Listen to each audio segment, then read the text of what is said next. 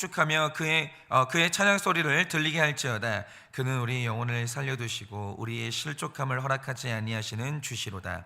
하나님이여, 주께서 우리를 시험하시되 우리를 단련하시기를 은을 단련함 같이 하셨으며 우리를 끌어 그물에 걸리게 하시며 어려운 짐을 우리 허리에 메어 두셨으며 사람들이 우리 머리를 타고 가게 하셨나이다. 우리가 불과 물을 통과하였더니 주께서 우리를 끌어내사 풍부한 곳에 들이셨나이다. 내가 번제물을 가지고 주의 집에 들어가서 나의 소원을 주께 갚으리니 이는 내 입술이 낸 것이요 내 환난 때에 내 입이 말한 것이니이다. 내가 수단의 향기와 함께 살찐 것으로 주께 번제를 드리며 수소와 염소를 드리리이다. 살라. 하나님을 두려워하는 너희들아, 다 와서 들으라. 하나님이 나의 영혼을 위하여 행하신 일을 내가 선포하리로다. 내가 나의 입으로 그에게 부르짖으며 나의 혀로 높이 찬송하였도다. 내가 나의 마음에 죄악을 품었더라면 주께서 듣지 아니하시리라. 그러나 하나님이 실로 들으셨으며 내 기도 소리에 귀를 기울이셨도다. 다 같이 읽겠습니다. 하나님을 찬송하리로다. 그가 내 기도를 물리치지 아니하시고 그의 인자하심을 내게서 거두지도 아니하셨도다. 아멘. 네, 시간에 목사님 나오셔서 말씀 전하실 때 큰 은혜 받으시기 바랍니다.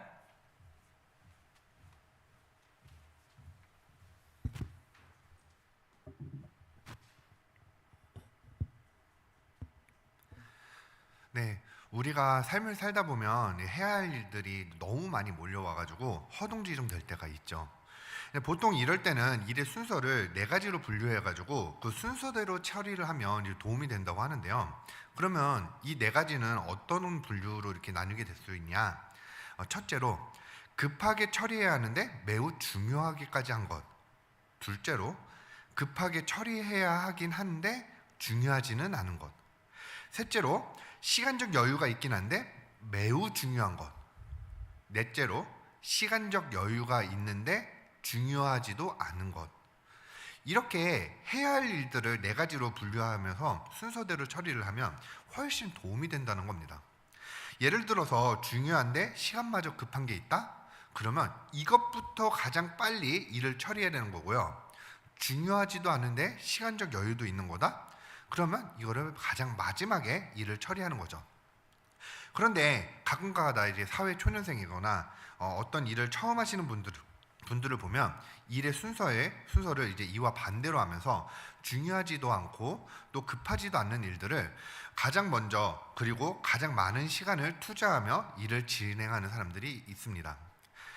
그런 분들을 이제 보고 있으면요, 주변 사람들이 오히려 안타까워하는 마음을 이제 가지게 되는데요. 그런데 이거는 우리 신앙에서도 마찬가지예요.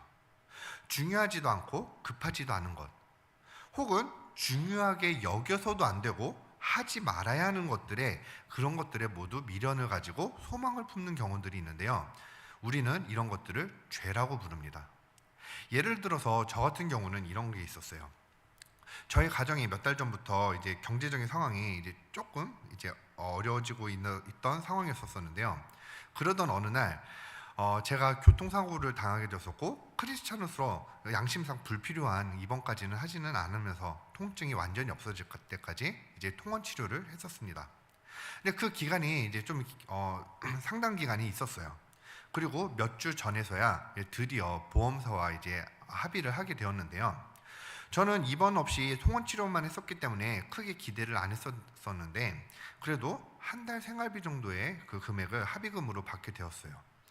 그런데 시간이 조금 흐르자 내가 입원을 만약에 했었더라면 조금 더 많이 받을 수 있지 않았을까? 이런 생각이 들더라고요.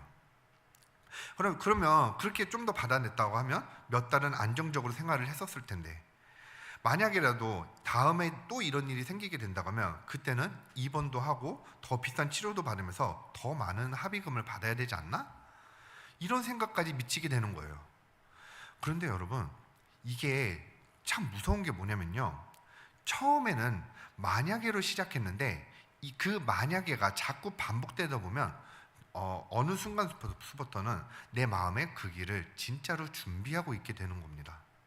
다음엔 이렇게 해야지, 그때는 이렇게 말해야지, 이 정도는 괜찮지, 이런 식으로요. 그런데 여러분, 이게 왜 이 생각이 무섭냐면요, 이건 단순히 돈에 대한 문제가 아니라 내가 하지 말아야 할 일들을 마음에 품고 그걸 내 삶의 계획 안에 넣어버리는 것이기 때문입니다. 그러니까 이건 이미 죄를 한번 스쳐 지나가는 수준이 아니라 죄를 내 마음 한가운데 그냥 둬버린 거예요. 오늘 본문 말씀 시편 66편 18절이 바로 이걸 정확하게 말하는데요. 오늘 본문 말씀 18절을 다시 한번 읽겠습니다. 내가 나의 마음에 죄악을 품었더라면 주께서 듣지 아니하시리라. 여기서 죄악이라고 번역된 이 단어의 원어는 아벤이라고 하는데요. 헛되다, 노력하다, 쓸데없다, 약하다 이런 뜻을 가지고 있는 겁니다. 그러니까 오늘 본문 말씀이 가진 이 죄악은요, 우리가 실수로 한번 넘어진 정도가 아니라 하나님 앞에서 가치 없는 것을 가치 없는 것처럼 붙들고 헛된 것에 소망을 두고 악한 것을 내 마음 한가운데에 품어두는 것을, 그걸 말하는 겁니다. 그래서 성경은 내가 마음에 품었더라면, 내가 마음에 죄악을 품었더라면 이렇게 말하는 겁니다.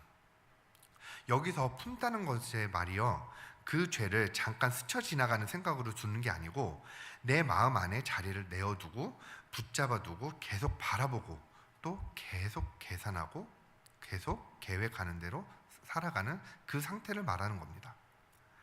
아까 제가 말한 것처럼 다음에 해야지, 그때는 그렇게 말해야지, 이 정도는 괜찮지, 이게 바로 죄를 마음에 둔 상태인 거예요. 이게 지속이 되면 주께서 듣지 아니하시리라, 이 말씀이 실현되는 겁니다.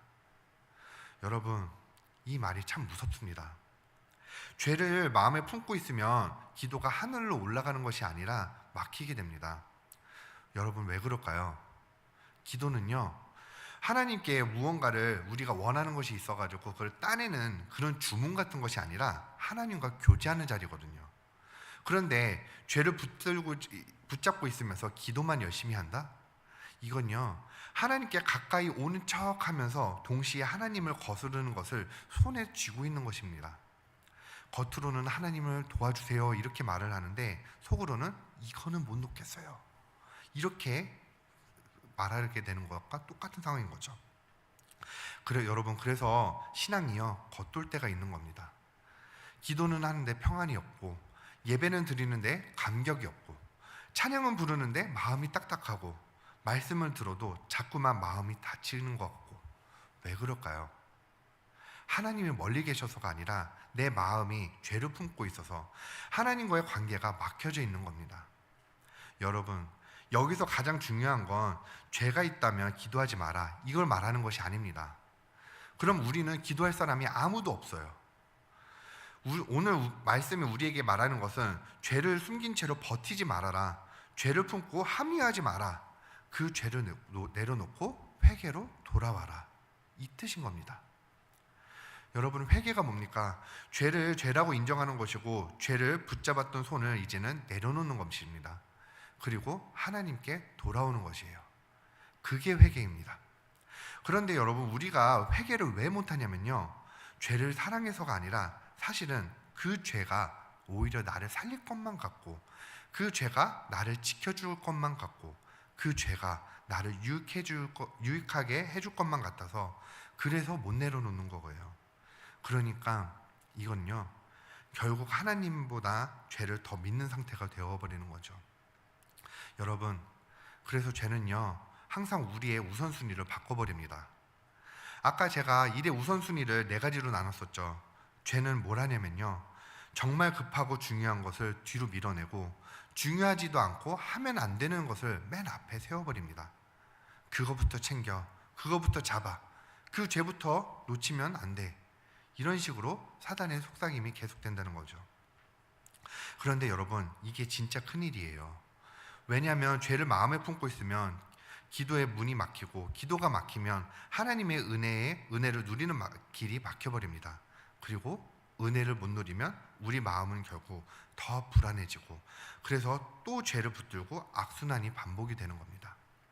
그러면 우리는 매일 죄를 짓는데 어떻게 해야 되는 것인가? 우리의 해결 방법은 무엇인가? 오늘 본문 말씀 18절에서 19절을 다시 한번 보겠습니다. 그러나 하나님이 실로 들으셨으니 내 기도 소리에 귀를 기울이셨도다.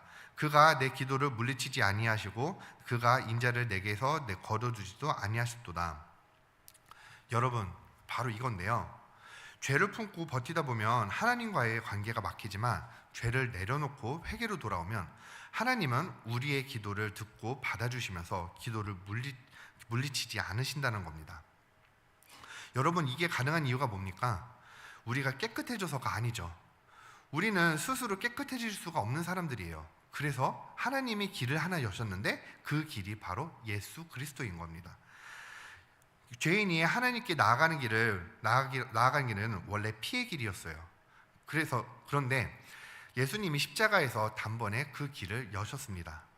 그러니까 우리가 할 일은 내가 더 괜찮아진 다음에 기도해야지, 이게 아니라 주님, 제가 지금 죄를 품었습니다. 제가 죄를 합리화했습니다. 그 죄를 내려놓게 해주세요. 이렇게 나아가야 되는 겁니다. 그래서 오늘 내 삶에 가장 급하고 중요한 일이 뭐냐, 이걸 물을 때 가장 먼저 회개해야 하는 것을 선택해야 하는 것입니다. 여러분, 먼저 회개해야 하는 것입니다. 먼저 죄를 내려놓는 것입니다. 먼저 하나님 앞에 정직해지는 것입니다. 그게 가장 급하고 가장 중요한 일인 거예요. 왜냐하면 그게 해결돼야지만 기도가 다시 열리고, 기도가 열리면 은혜가 다시 흐르고, 은혜가 흐르면 우리는 죄를 이길 힘을 다시 공급받을 수 있게 되는 것이거든요. 사랑하는 성도 여러분, 오늘 여러분 마음에 이걸 내려놔야 하는데 이렇게 생각하고 말하면서도 끝까지 붙들고 있는 것이 있습니까? 오늘 이후로 더 이상 그것을 품고 버티지 말고 주님께 나오시기 바랍니다. 그러면 주님께서는 여러분과 반드시 만나 주실 것입니다. 그렇게 죄를 품던 것들을 모두 내려놓고 그리스도께 돌아가며 다시 하나님과의 관계가 열리는 은혜를 마음껏 누리시는 여러분들 되시길 주님의 이름으로 축복합니다. 네, 기도하고 축도함으로 예배를 마칩니다.